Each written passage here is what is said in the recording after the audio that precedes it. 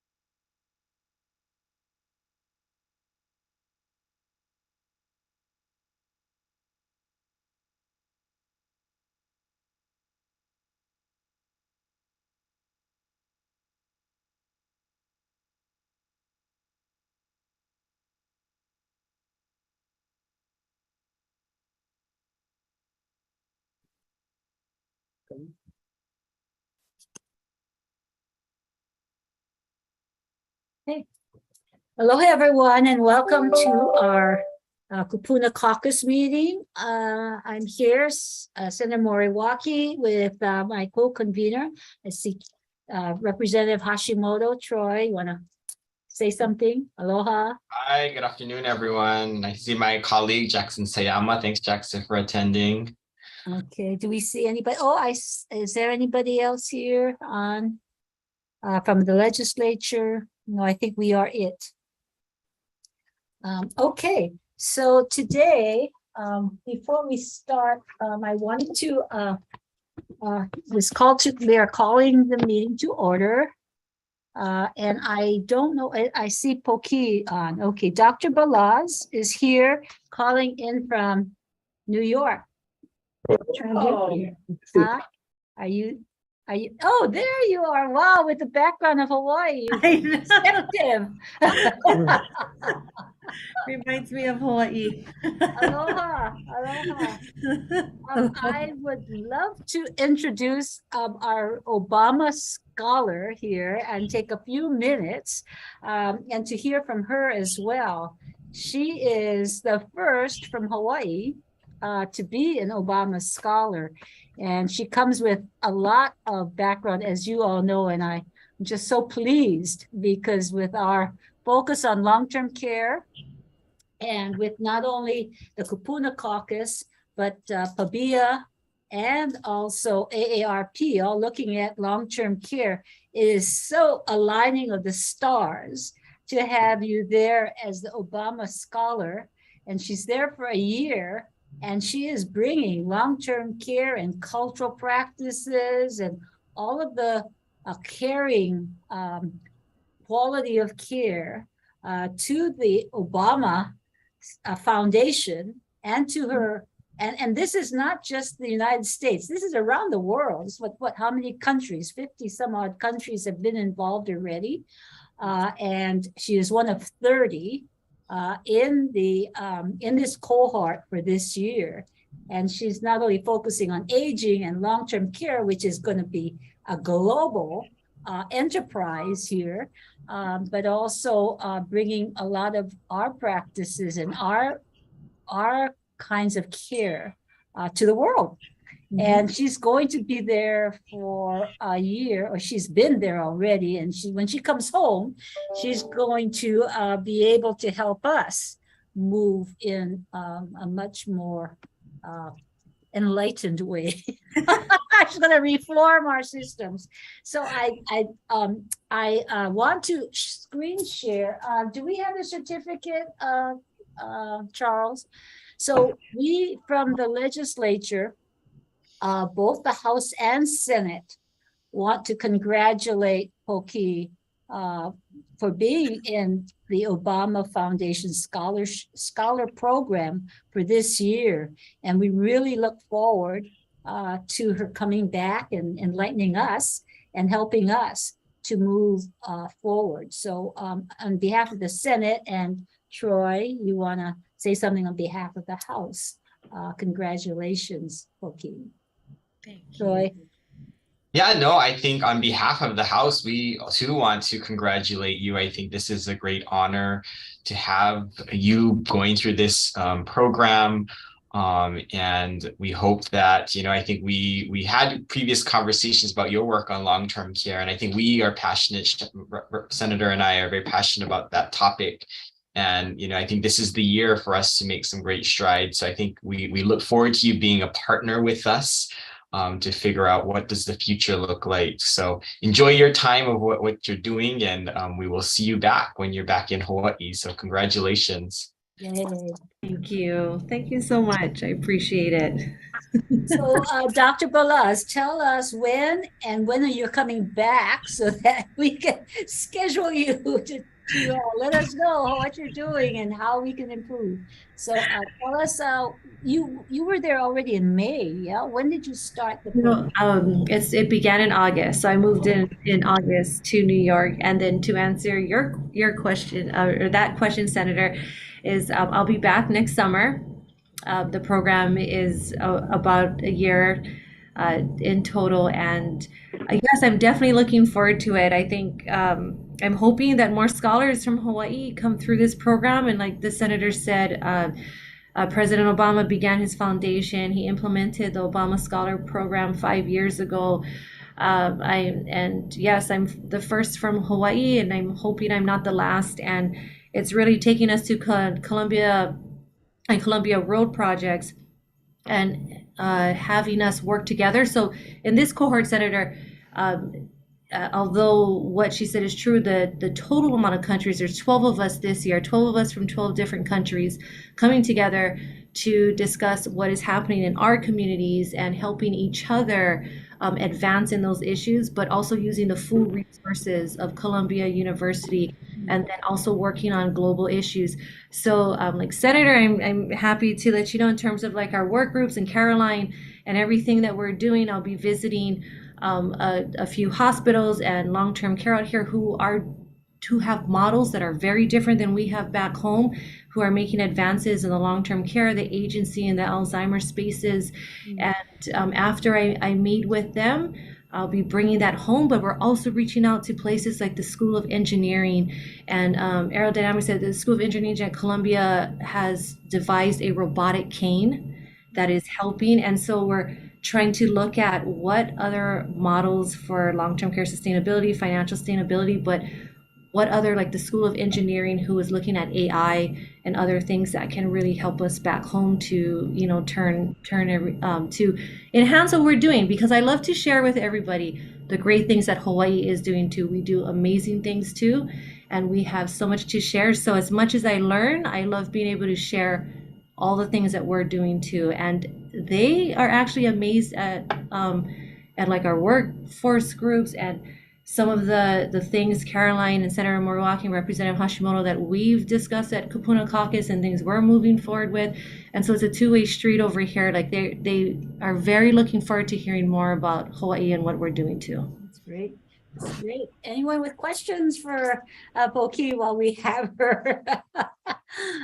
Because it's wonderful. It's wonderful to have that kind of interchange of ideas. And when you say robotics, we were thinking, how do we have a career ladder so that the CNAs that we're trying to train, that we can train them up into a career so that, they don't have to be stuck with, changing bedpans. So if you have robotics, that could be some way that you can engineer it so they can control the robot to do that kind of work, and then move up into being trained into, other kinds of executive type positions they can move to.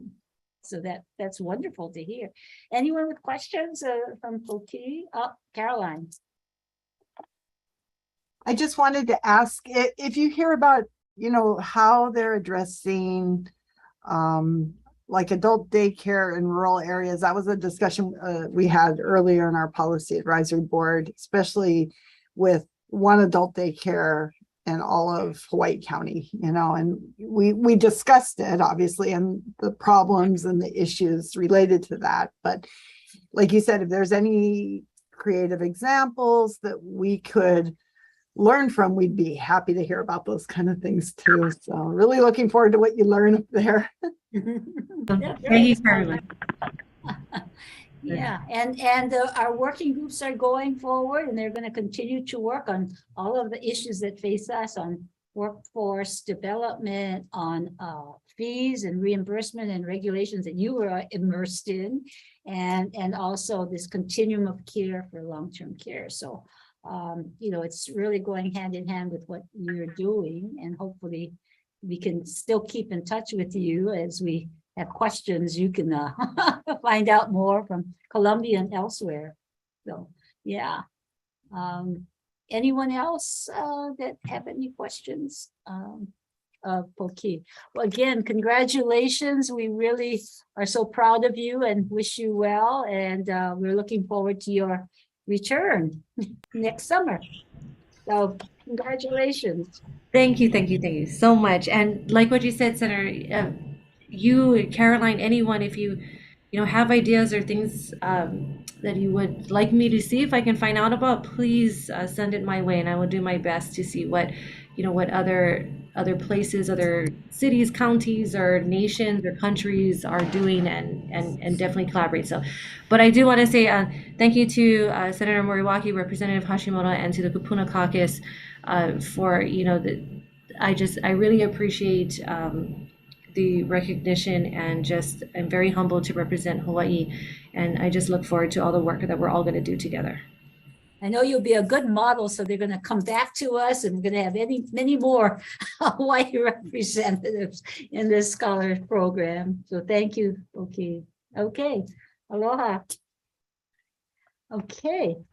So moving on to our agenda, we are proceeding with the Council of State Governments Long-Term Care Task Force working groups.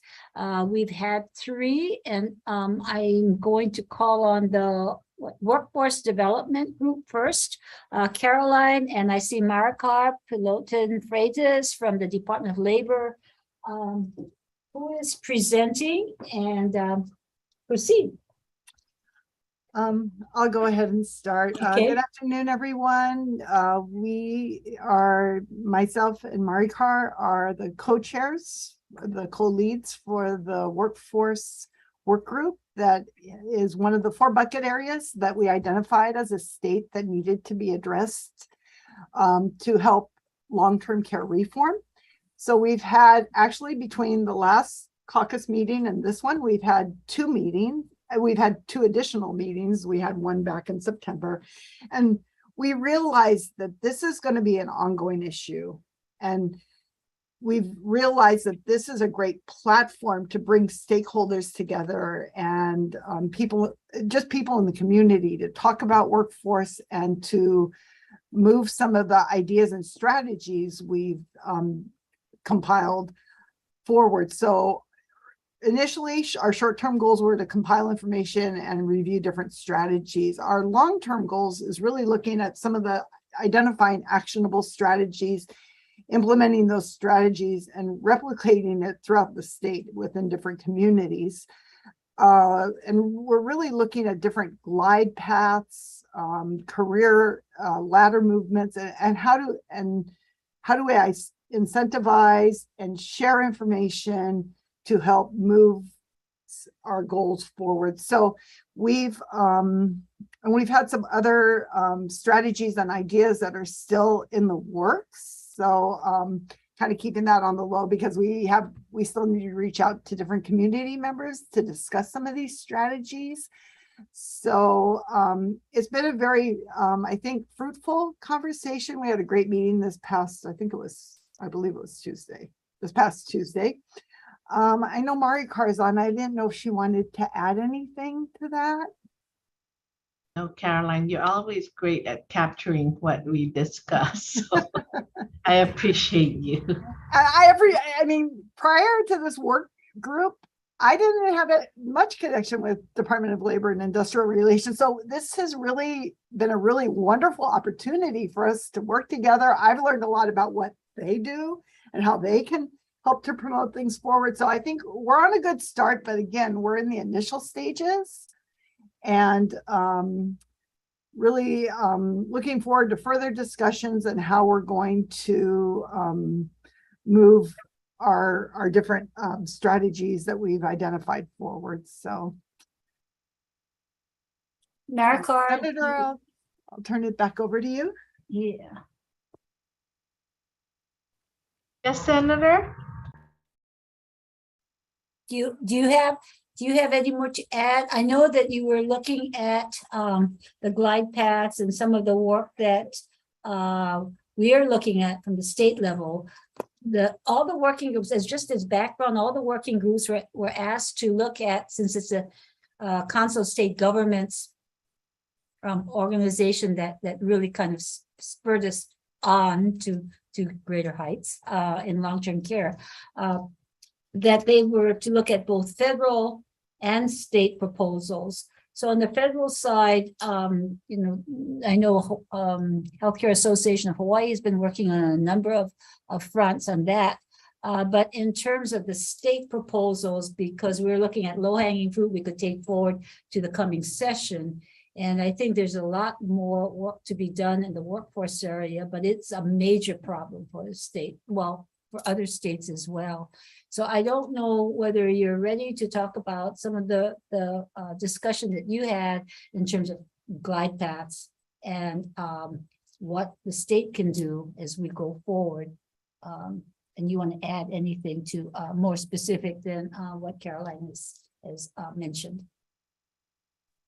I think we're exploring several options right now. I think what we discussed really is awareness to the public, and that this is really an honorable profession, and it's a beginning to various occupations in the healthcare. So that was really the what we discussed during those meetings, and then we're exploring other ways. But as Caroline said, Senator, we'll have to expand our group to include additional team members to address that as a long-term process.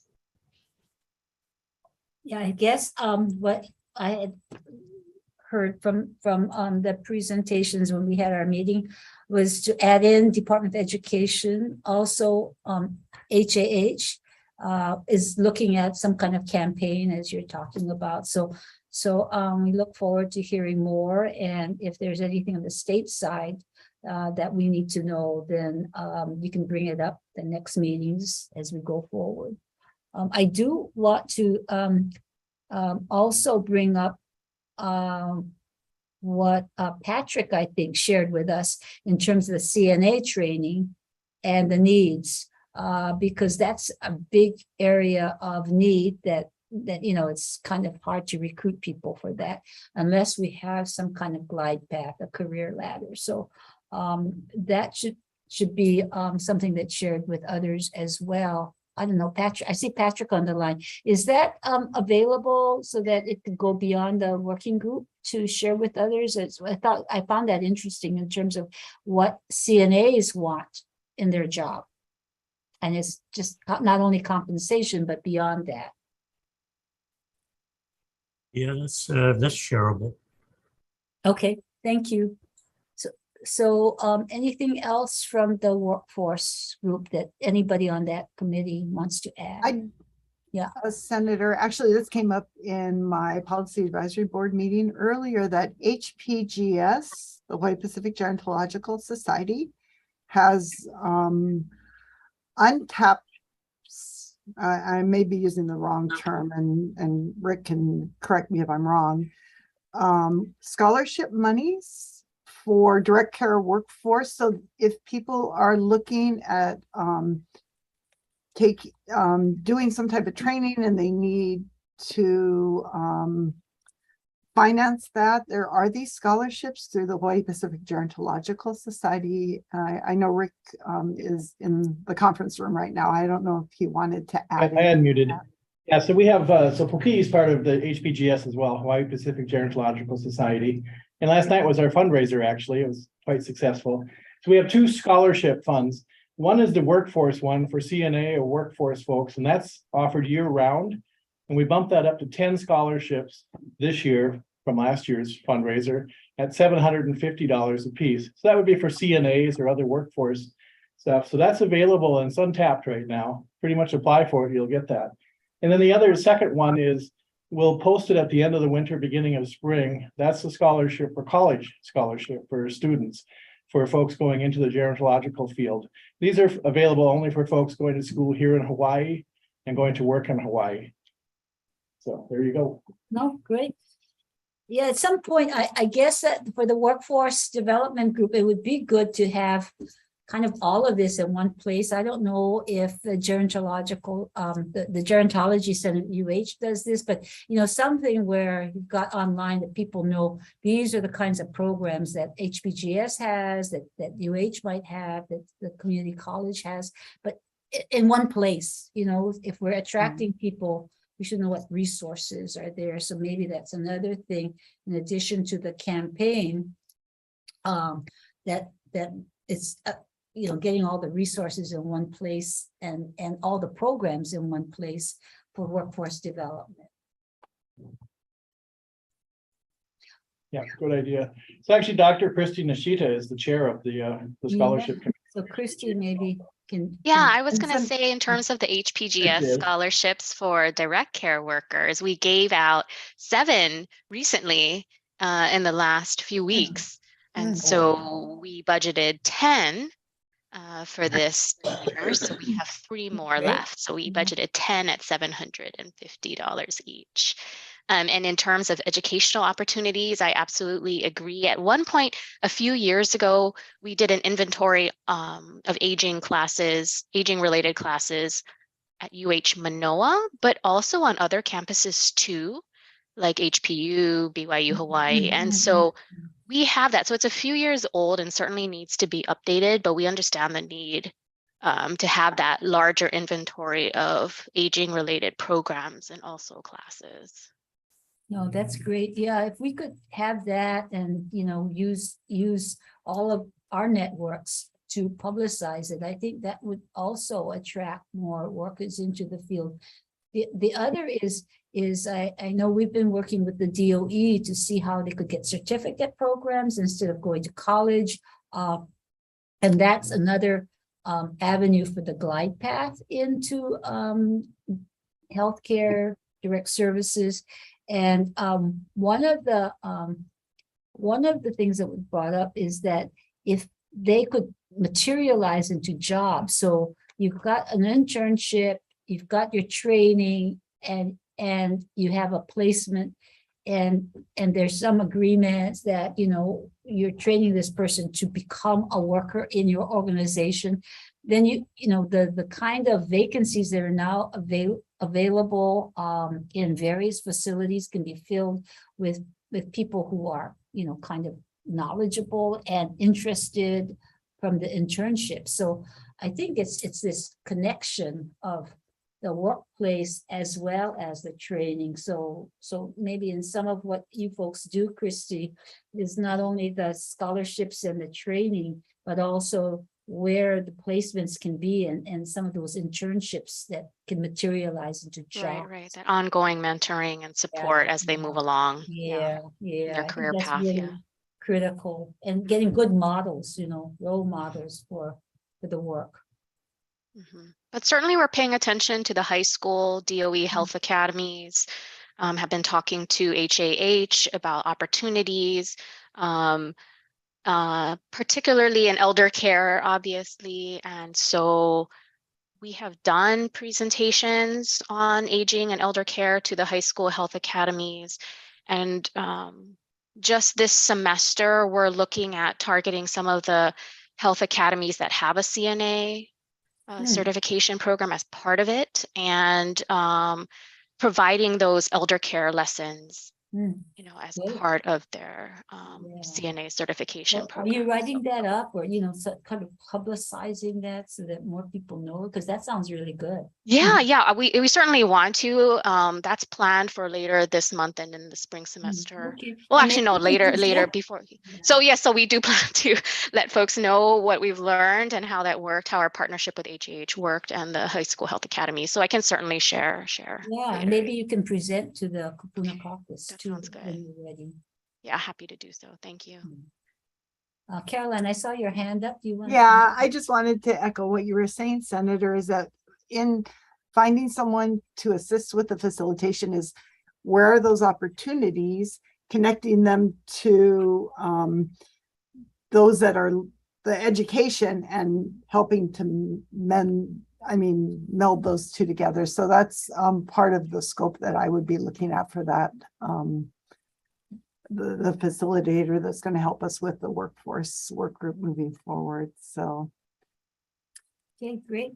Great. Anything else on workforce? I know it's a big area to handle, but I think it's really important because if you don't have staff, you have beds that are empty because there's no staff.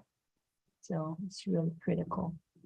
Okay, so Real quick, I guess my broader question is, yeah. I think what has happened is the private sector essentially is kind of taking this into their own hands, right, in terms of workforce development, because I think obviously we've been lacking from the university side. So what conversations, do we have representation from that side or ideas on how we can bolster that other side? Yeah, so Christy. From the public side.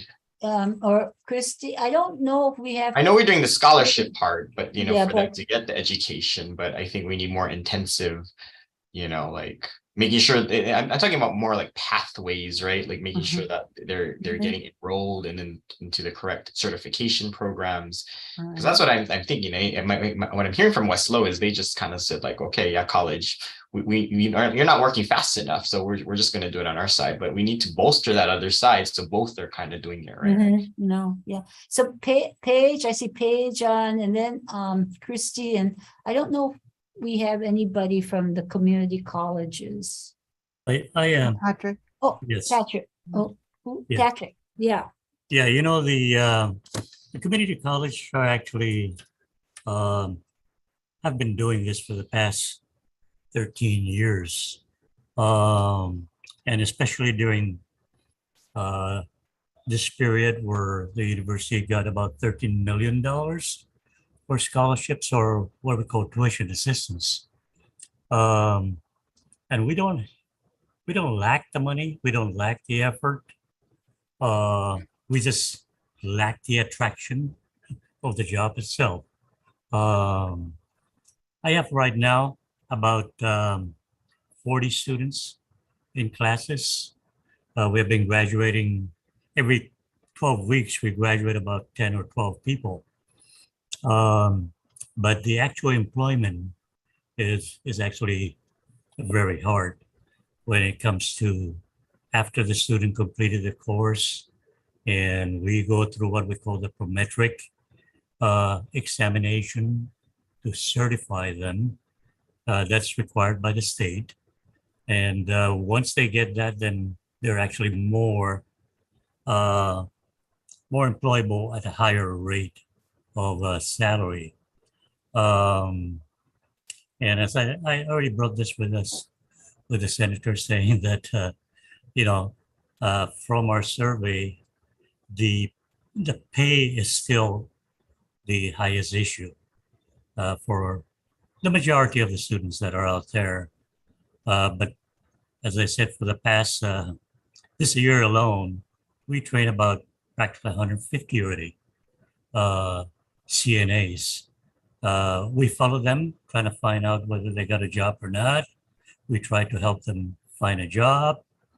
We work with HAH and other employers who are sort of like what we call assigned to each cohort that we implement, especially at Leeward.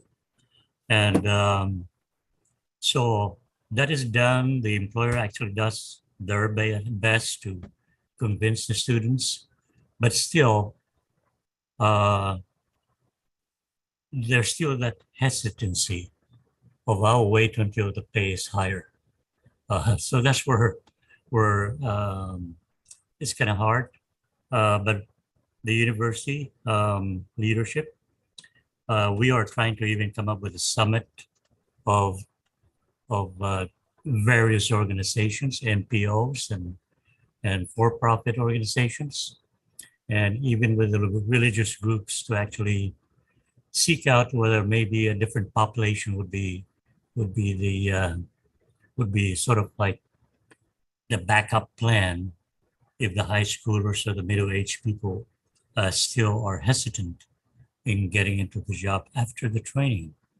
So there's a lot of things to figure out. HAH and I have been working together for practically about 4 years now, trying to find the right model. And it's been hard. It's been elusive. So the university followed up with a survey, and that's the one where I said you may share that with the group. And I think we should kind of look into that more carefully and do something about it. Yeah. So what I'm hearing is it's a pay issue then. So have we looked at, so I know one of the things, we previously mentioned was the CNA is just a gateway, right? And so I think it's partly it's like then I think what I'm looking at is then the university and the community colleges need to look at it of, okay, you get the CNA now, but we then offer you this pathway, right? So the challenge that I'm facing on Maui is we can get them to the RN stage, but then we're stuck, right? Because you can't get your BSN on Maui. And so that's what I'm trying to work on is, okay, if we want to go even further, you can't even do that on Maui. So that to me is a problem. Like, do you feel that's a problem right now? There's after that CNA step, is it too hard then to get to that next step? And is that a barrier? The university is offering through this one grant, and encourages the CNA graduates that if they sign up to go get a higher, what we call the career path, right? That they'll subsidize their tuition for $2,000. So we promote that. We have actually even had a consultant work on the career pathway. But after that, then the community college would need to kind of keep following whether they actually got into either LPN, RN, or even medical field. And we encourage our students that if they cannot find a job right now or can't decide, they should look into the degree programs. But we actually encourage them to start with CNA so that they can get their hands dirty and know the terminology and know the very basics of nursing and medical field skills. Yeah. Paige, you Right. had your hand up. Do you want to add to that?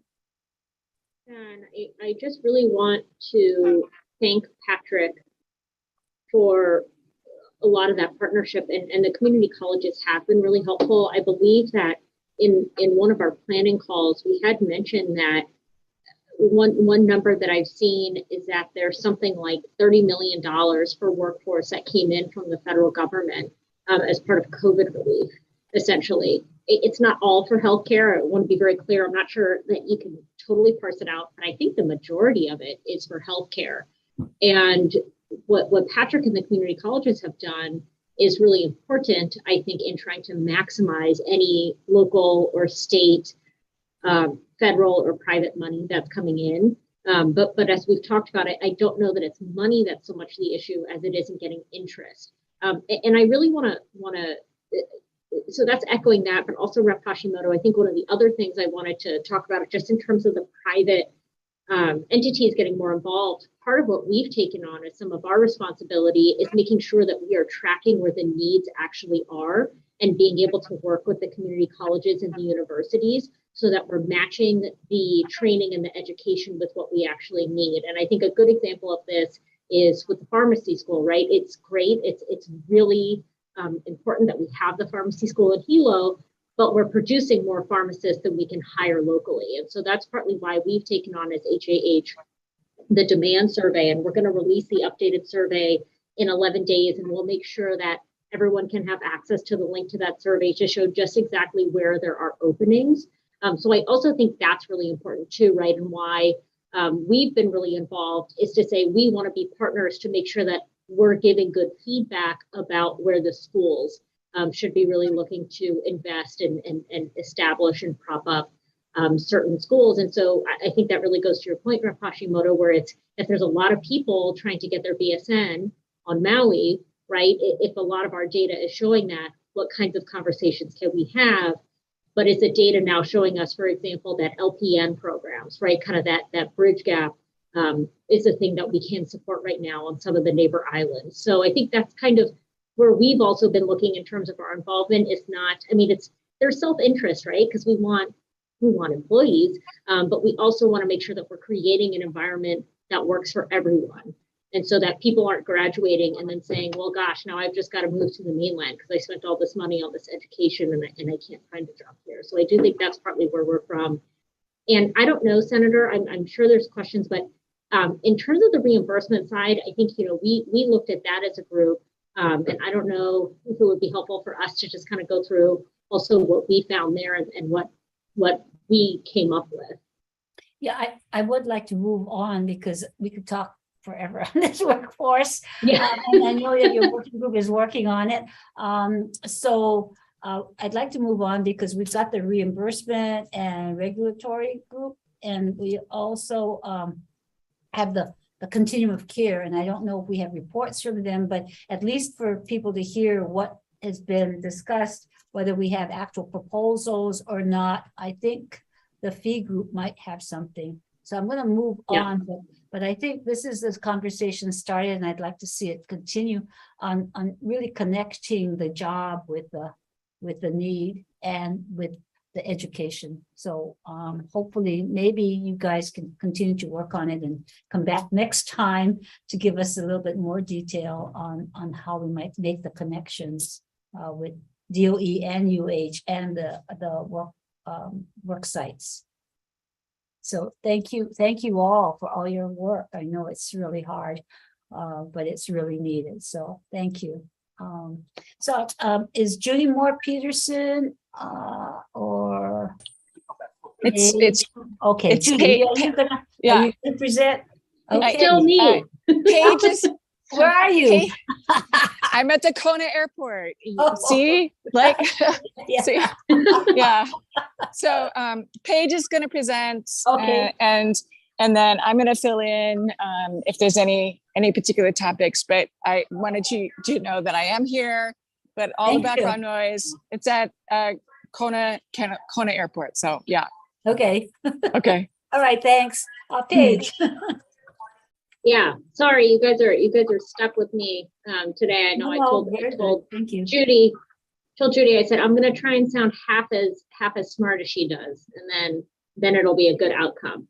And so we do have a lot of information here, and we were really focused, right? Our work group is really focused on reimbursement and finance. And when we initially looked at this, it's huge, right? And as you've talked about, Senator, there's federal policies. HAH is working pretty extensively on the federal side in terms of Medicare, in terms of protecting a lot of those programs.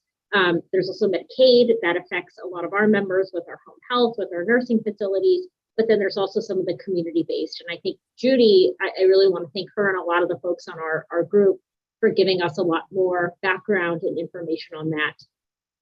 So really what our recommendations are is we want to strengthen and enhance long-term care in the state. And there's some financial sustainability that comes along with that, right? What does it need to look like in terms of the state's involvement in reimbursing the providers to make sure that it's a really strong system, especially as we're seeing more people age and more people needing long-term care. And what we're really focused on right now is the basis, right? We're working on the base of making sure that we have all of the data that we need in the fullest form that we can get to understand where rates might need to be updated, where rates might be sufficient, and where we might want to target resources. And I think Judy has talked a lot, and we'll go into it a little bit more below, about how you can target resources to really try and get at the most vulnerable populations, or where, just a little bit of intervention might produce some really, really great results for patients, but also could save money in the long term. So the three recommendations that we have at the state level are to complete the rate studies for all settings that MedQuest is doing. So MedQuest has already taken those on. We have been working with MedQuest on those with our nursing homes, with some of our assisted living facilities. And I know that Judy and her team have also been working for the home and community-based setting. So the community care foster homes, the adult residential care homes, really looking at all of the wraparound services that we need to keep people in long-term care. And with the rate studies, there is the intention of action, right? Like I said, and I'll let Judy, after I kind of go through the slide, maybe expand on that. But understanding where work needs to be done and where we might make some adjustments. Our second recommendation is to support the sustainability bills. I think for the legislators on this call, we've had something called the Sustainability Program for hospitals and nursing homes. It's a provider fee program. It's actually a federally authorized program. And what it does is it allows the state to essentially impose a fee on hospitals and nursing homes. You could do other types of providers, but in Hawaii, we just do hospitals and nursing homes. That's where we see the biggest benefit.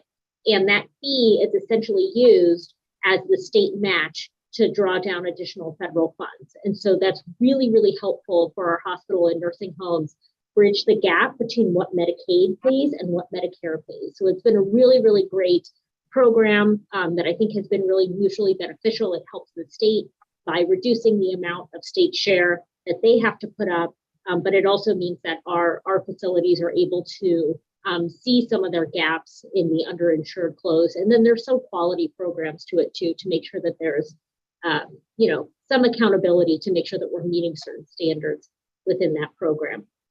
The last is really, I think this is what Judy and her team are focused on, is that kind of targeted strengthening of the system, especially people with complex needs.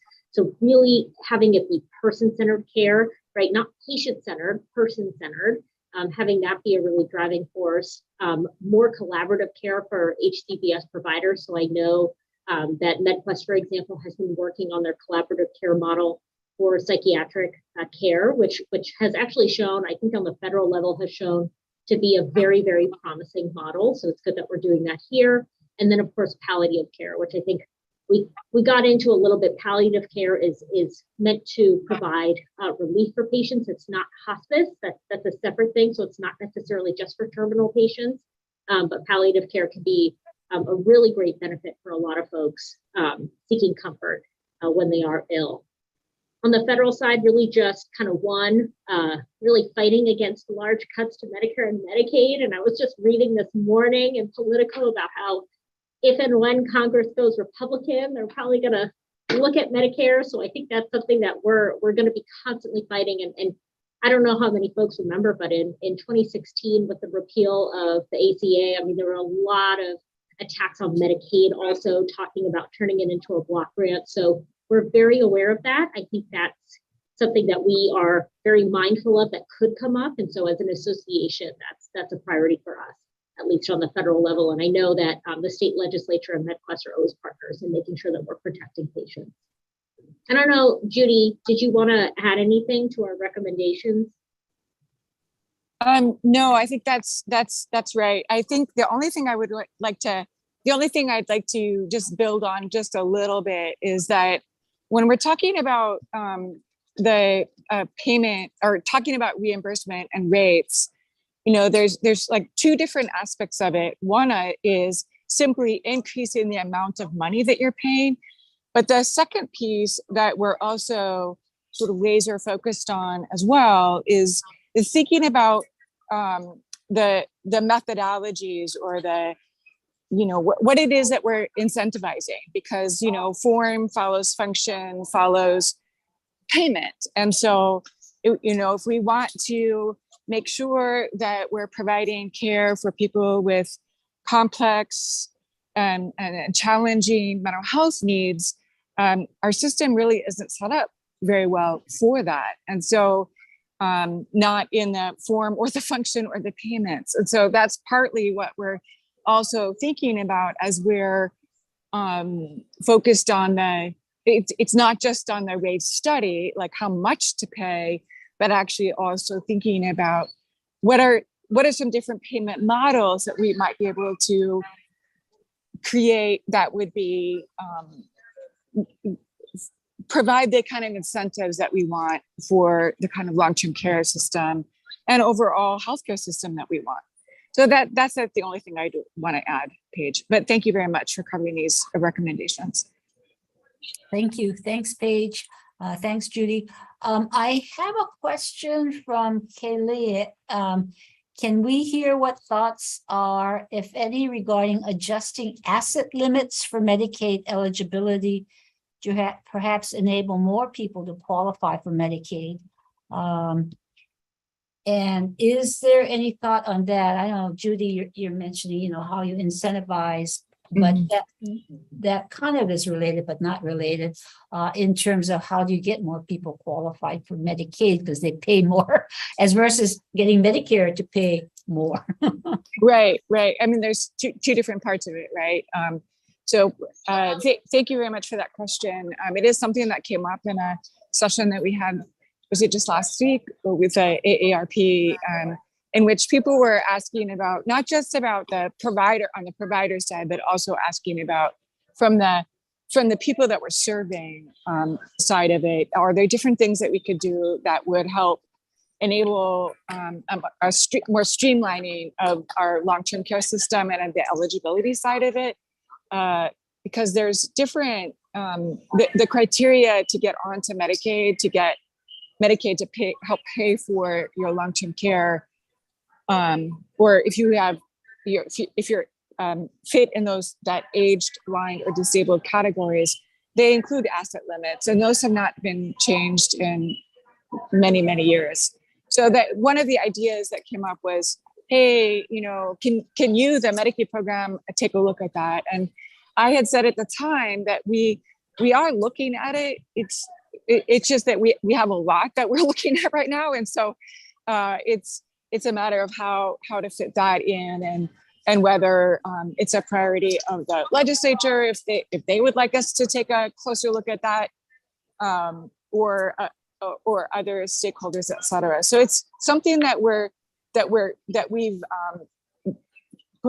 had in the back of our minds, but sort of haven't pulled off the back burner as far as doing the deep dive on, well, how many people would that mean?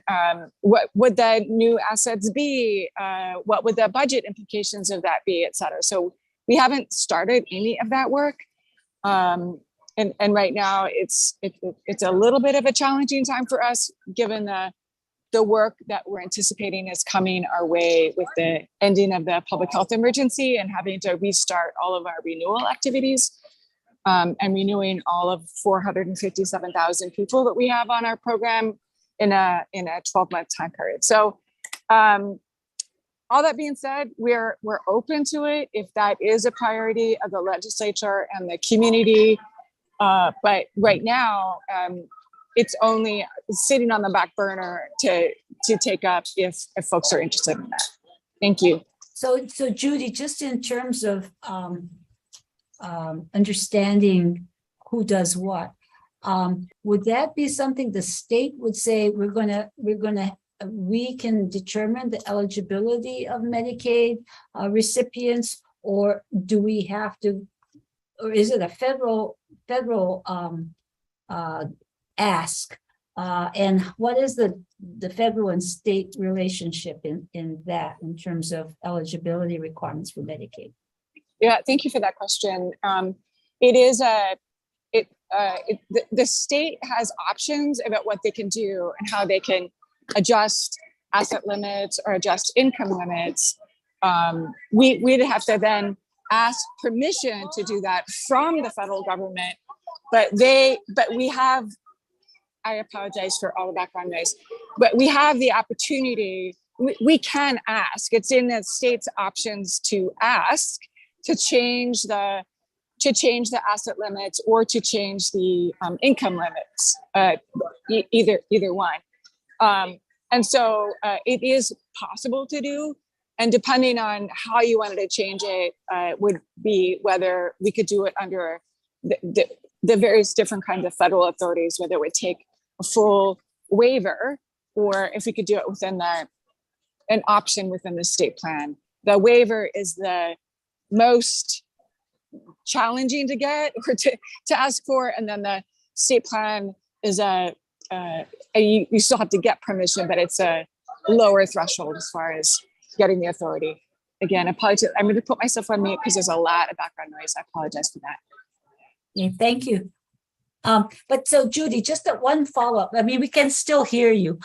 So we're gonna question you.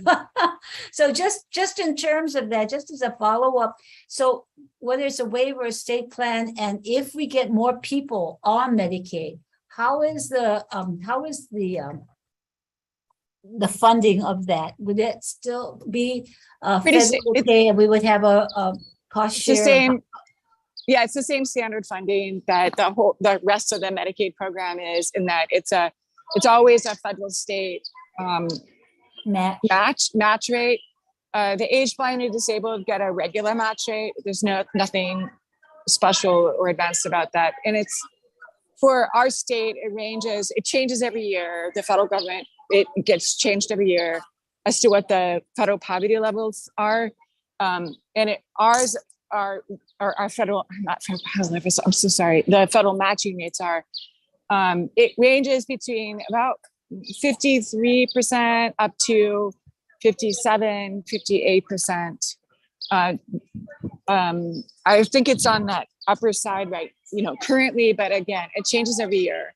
So that means that of every dollar, 57% or 55% is are federal dollars, and then the 45 or 47% or 42% would be state funds for every dollar that's spent.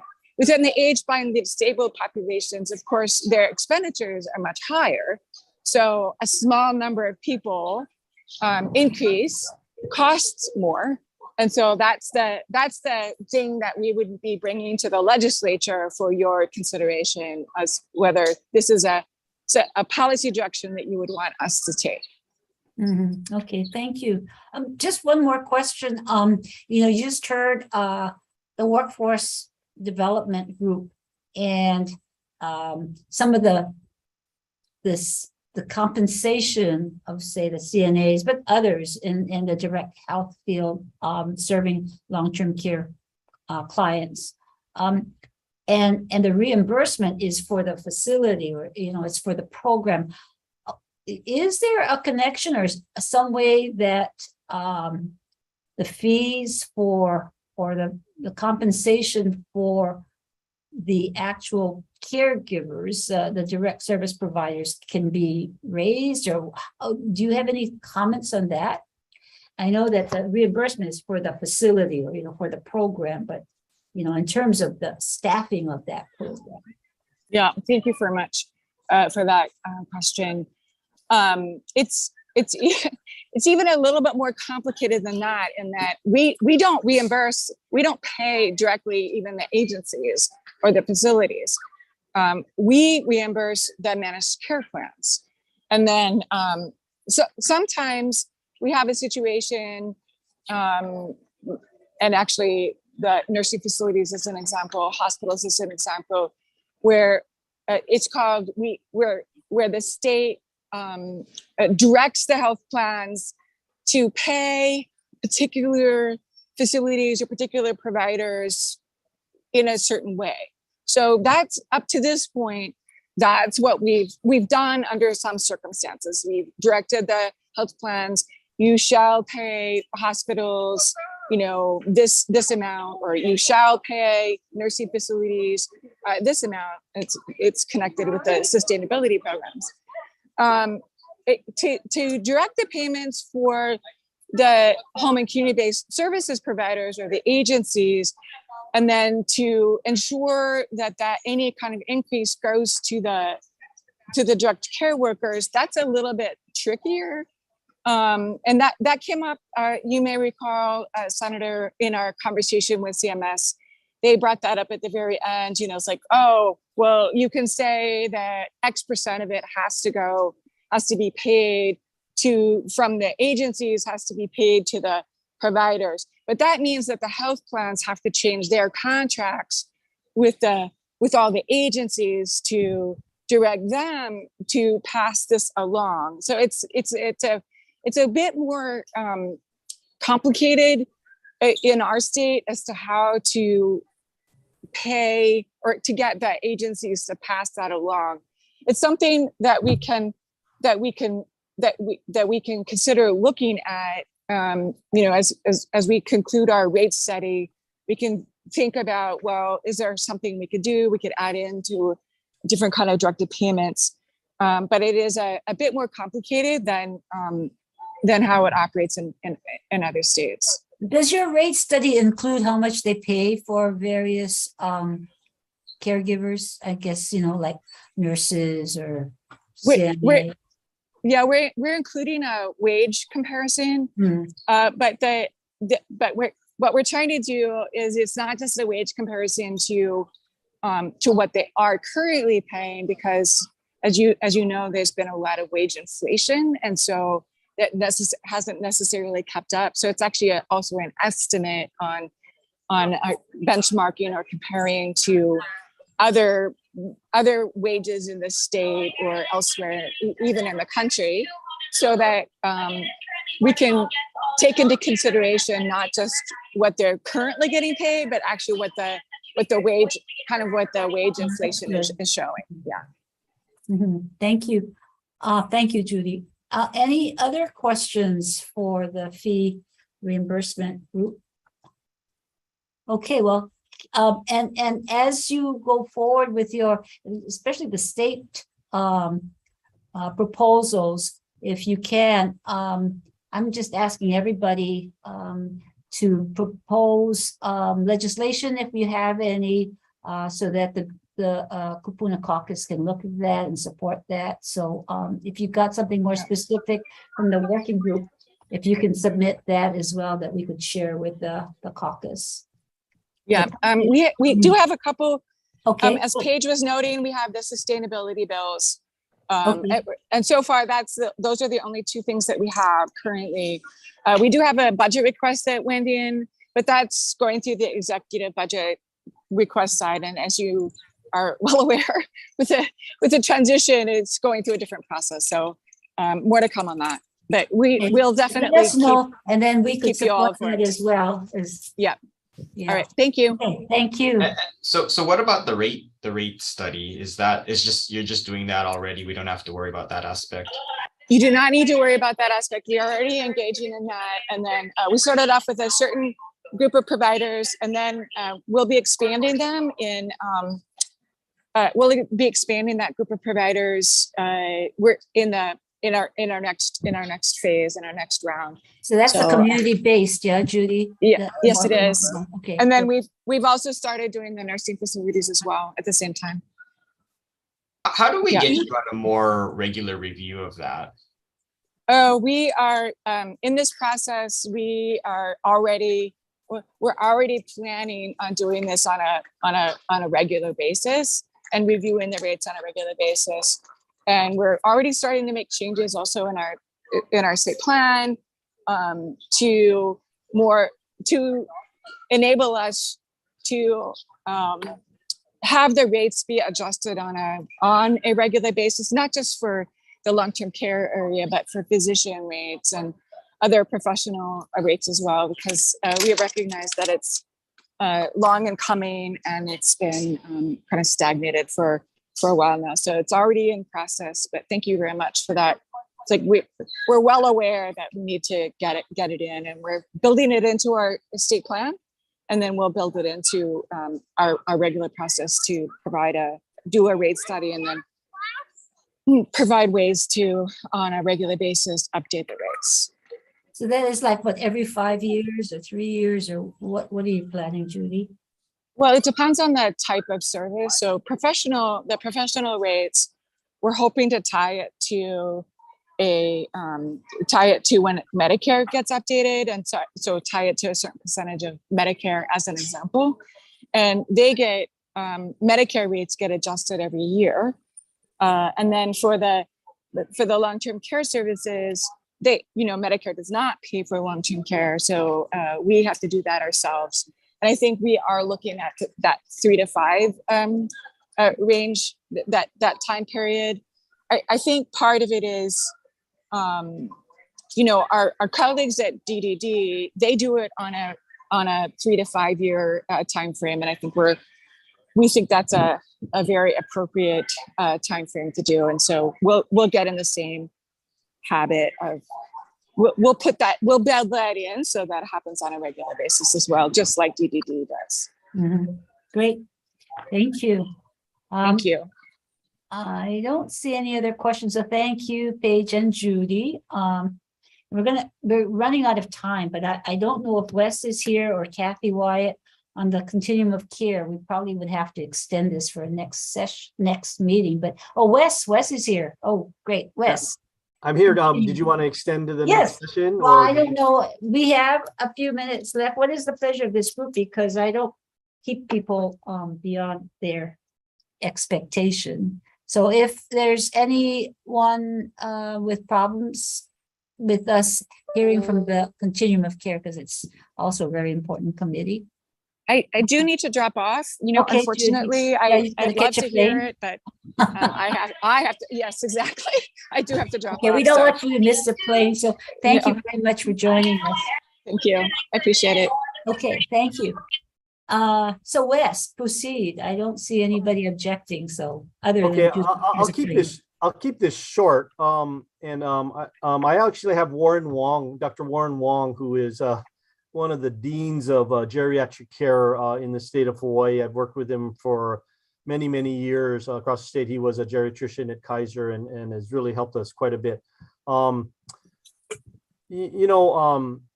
have a slide deck and I'm going to share it, but I'm going to talk pretty quickly through it for the benefit of the participants.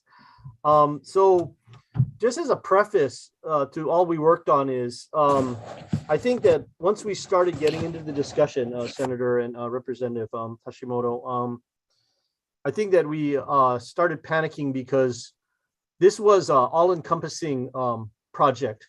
Home and community-based services is all the groups that you had all rolled into one.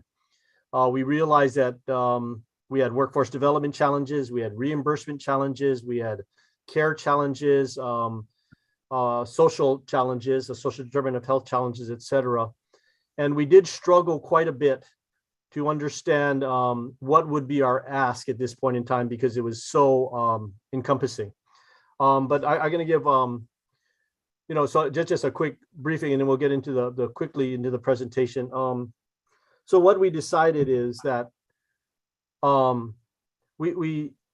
because it's so complex, is that we are proposing that we push hard for some pilot projects, and we actually have had these discussions with the ARP, et cetera, and in the recent strategic planning session with Kelly, who I know is on also, is that we need to start redesigning the delivery system and start looking at ways to reduce institutionalization where appropriate.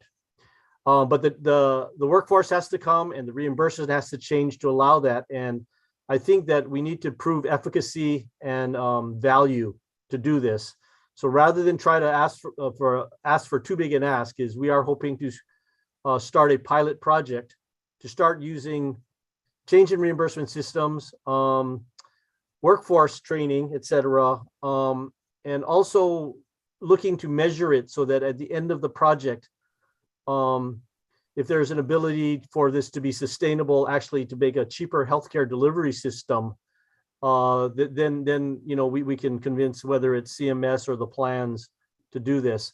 Also, because of the demographics that we have, that both Warren, Kathy, myself, and the whole group, we decided that we need to look to collaborate with our community partners also, and not just try to do it within our silos. So with that, that's just a broad overview, and I'm going to just quickly go through the slides, if I may. Let me see if I can do this right. Are you able to see the presentation? Yes. Okay, so and again, I will go through this quickly. So first of all, we just wanted to show the point that the demographics are pretty scary. I think I was trying to make the point by this chart that people born 85 years ago today is probably close to the bottom of the trough, and is probably the lowest point ever. So if you look in the 65-year-olds born 65 years ago, and we all know this, in probably about 20 years, we'll be at the highest point ever of 85-year-olders. So that we better do something now, otherwise, you know, we shame on us, I guess is sort of my comment. So, and we all know this. We talked a lot about, obviously, the healthcare costs are spiraling out of control, and probably the largest cost, and I'm sad that Judy's not on, but she probably would say, is institutionalization. What? I'm sorry? No, I'm on. Nope. I don't know sorry. why that's like Oh, that. I think you have to mute yourself, Jeff.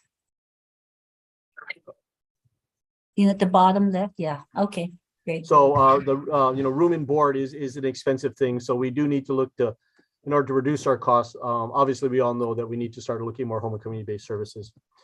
Obviously, this is just some more things that we got from Healthcare Association, and Paige and Robert helped us with this. Is that we got an aging population, and the availability of beds is a limiting factor, and obviously workforce is a limiting factor. So we do need to look at things like families and volunteer networks. We can't just look at only workforce to solve our problems. We need to look at technology, so on and so forth. And obviously, I mean, we all know this, is that in the Kupuna sector, the places that have experienced the largest staffing decreases are in nursing care and community care facilities for the elderly. Every place else seems to be bouncing back a little bit. So we need to sort of shift and change our workforce and training a little bit.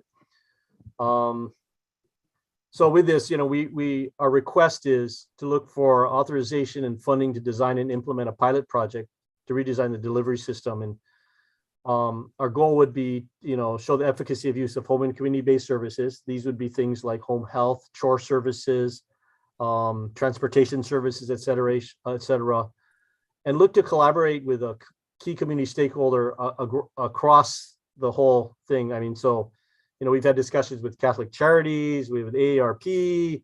How do we tap into our existing community resources? And then, Warren has dabbled quite a bit in technology for the geriatrics. And so our goal is to, obviously provide alternatives to institutionalization, improve outcomes, reduce costs, and supplement workforce through the use of community-based resources. I don't know if Warren, if you're on, you can probably go through the next few slides. Yeah, can you hear me? Yeah. Mhm. Yes. Yeah, so I guess in the interest of time, we are making a request for a small pilot. And the reason we're making the request is because there's pretty much universal agreement that we need to move forward with home and community-based care. AARP's had a couple meetings recently. One meeting was with a lot of the stakeholders, Quest, health plan providers, Healthcare Association in Hawaii, and a lot of caregivers who are members of AARP, and everybody agrees that we cannot expect to get better results out of what we're currently doing. We just had a meeting yesterday that went into the issues of workforce development, and Ho Kelly has done a lot of work in this arena. And Arcadia was also present, and they've tried to integrate technology assistance to the members of the Arcadia community. And Christy also presented about a potential collaboration between the Center on Aging and Tokyo Institute of Technology. And the reason I bring that up, the technology group yesterday really feels strongly that we need to do things differently, and we also need technology to enable things to go well. So we're asking for a pilot because we really do feel that we need to kickstart home and community-based care. There's a strong emphasis on, it's a big, very challenging, but very, there's a lot of interest is how do we pull our communities into this? Not just how do we increase the strength of each of our silos, but how do we all start to work together, including the informal community and various community organizations. And with a pilot, we would be able to do some measurement, a small pilot, and then we would also be able to start thinking about how do we move things forward. And the way I look at it, home and community-based care is where nursing home care was 30 years ago. And 30 years ago in the nursing home, there were, frequently times in which a physician was not present in the nursing home for several months at a time. But now you go into a nursing facility, there's a provider there in the facility almost all the time. And we are now at home and community-based care where we were 30 years ago with nursing home care. And so those are some of the rationales for moving forward with a pilot. And the pilot would really implement some rethinking about payment transformation. What is the role of the community? How do you coordinate the community? We've had a lot of talk about home-based palliative care. And a pilot would be to do a learning about proof of concept and what do we have right and what we don't have right and how to move forward. Turn it back to you, Wes. Yeah, so basically, Senator Moriwaki, I mean, obviously we did put a lot of time in, and rather than we didn't want to go down the rabbit hole of creating the pilot quite yet. We just wanted to, sort of synopsize our ask and think that this is a way that maybe if we can find the right measures and prove to CMS and or the health insurance plans of the efficacy of this, and to show the savings by reducing hospitalizations and inappropriate emergency room visits through more community-based care, that this will be a sustainable model. And then this will also allow us to pay appropriate wages to our workforce and work with our community partners across the state of Hawaii. So anyway, that's generally what we worked on, Senator. Thank you, Dr. Wong and Wes. It's really, that's terrific. That's exactly what we need. So I don't know in terms of your pilot, the timeline or resources needed, but I think we've got to have that on the front end in order to proceed with all the other services. And it's really nicely aligning the community-based with institutions. So we don't overuse the institutions and find other models in the community. So that's great. So what is your, I know I don't want to get in the weeds, but just in terms of what your projections are of how you're going to do it, whether the pilot is a GIA or AARP is going to pay for it, or there's a partnership already going. What's your plan?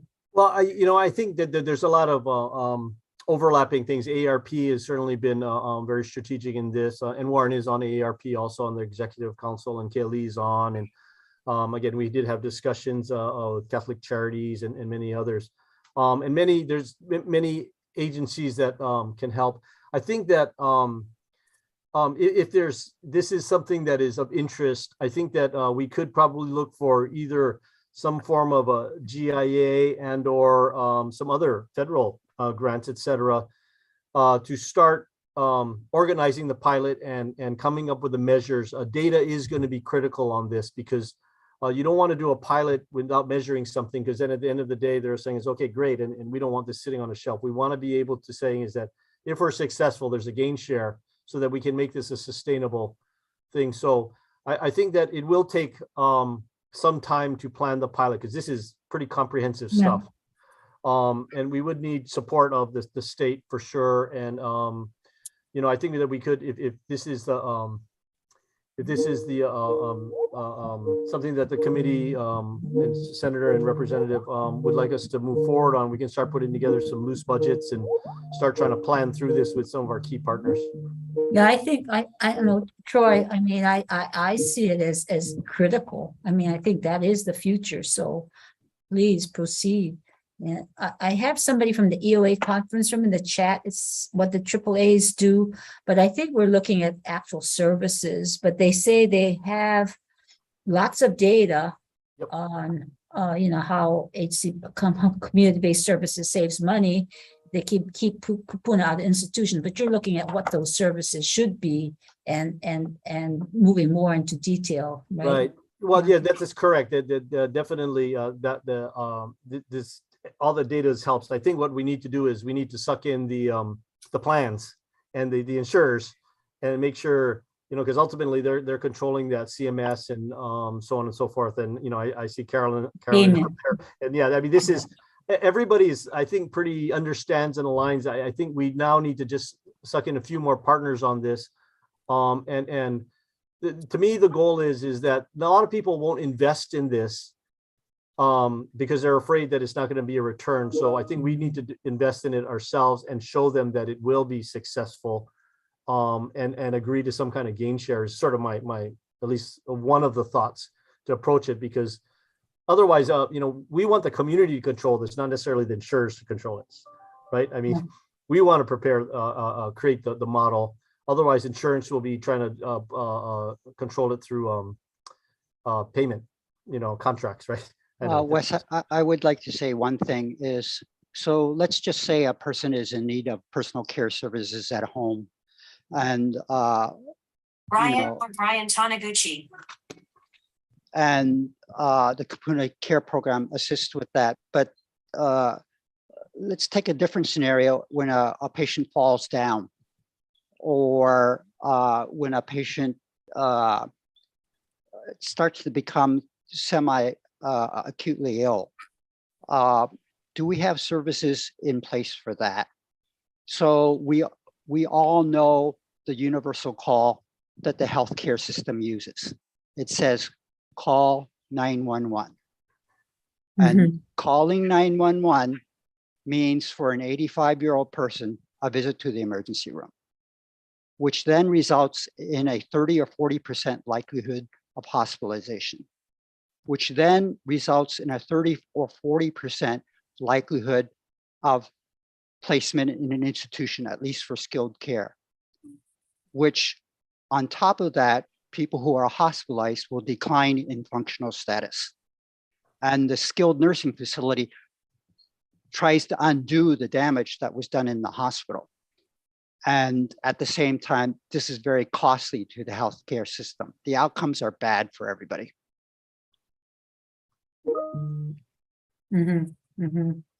Yeah, I think it's that alignment where a person can go into any service that's most appropriate, and that's the connection that's not there. I think they're saying that we have Kupuna Care programs, but those are the services. It's like, how do you enter and exit appropriately? And that's where I think the technology will help, and bringing all the stakeholders really to start looking at what do we have and where do we have the PUCA in terms of the alignment of services. Yeah. Thank you, Senator.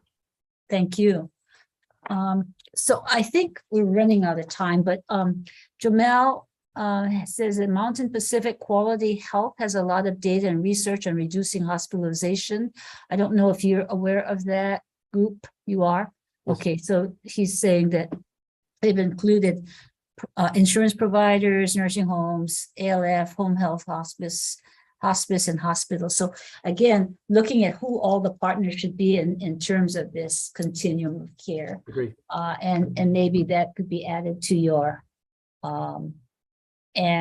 chronic disease management branch at DOH, also working on the efforts. So I think what's clear is that we all see the need.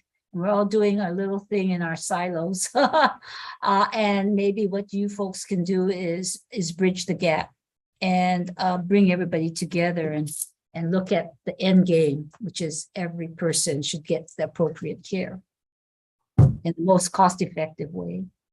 So I really appreciate what you folks have thought through, and you folks, AARP, HAH, and some of these other government agencies, if you can pull that together and see where your pilot will go. We are very supportive of your work. Yeah, I just saw one comment, Senator Moore. I see a lot of comments in the chat, and yeah, I think everybody understands that there is things, and I think you're right. I don't think that there's necessarily all these new ideas, but we do got to pull it together, and we got to push hard as a community to make sure that it happens across all things. I think many of the people brought up other things. I mean, we're all aware of them, and we see this research everywhere. We now need to sort of make this part of the change, right? So I do agree with all the comments that were in the chat. Okay, great. Well, thank you so much, Wes, Warren, and Kathy's, I think, involved with this. Yes. So if you can, keep working at it, and maybe if you have something to share, or a proposal, or your pilot is more or less baked to bring to us at the next meeting. We do meet December 2nd at 2:00. Also, the Council of State Governments is having their national conference, and we are presenting, our group is presenting on long-term care at the December 10th meeting, and we'll give you more information. But I think Robert Choi is on it, and Caroline. So the more that we can bake this thing and present it, this will be a national audience, but also for our state audience as well to take forward. This is really, really critical, I think, in terms of this offloading of institutional care to community-based care, but in a way of how do we get the standards there at the community-based level and the reimbursements there as well, so that we can fund it. Yeah. So thank you so much. I know we've gone over time, 20 minutes, sorry, everybody, but I think it's really critical. So thank you so much. I know that we had one more working group, but it's a guardianship one, but we could kind of carry that one over to the next meeting. So are there any last comments? Hearing that, I want to thank all the working group members, the chairs that were convening the group and keeping at it. Really tough because we haven't done enough all these years. So there's a lot of heavy lifting, and I really appreciate, and I speak on behalf of Representative Hashimoto and myself, really appreciate all the work you're doing, and we will take it forward. And thank you, ARP, for being a good partner in this effort, as well as HAH. So thank you. We meet on December 2nd. Also, bill ideas due November 29th. I know we sent out a call for proposals. If you can send it back to us by November 29th, it will be on the December 2nd agenda, as well as anything else that comes from the working group. So please send in anything that you'd like the caucus to look at. Okay, other than that, thank you so much, everyone. Aloha and mahalo again to everybody. And congratulations again, Puki. Aloha. Okay, aloha.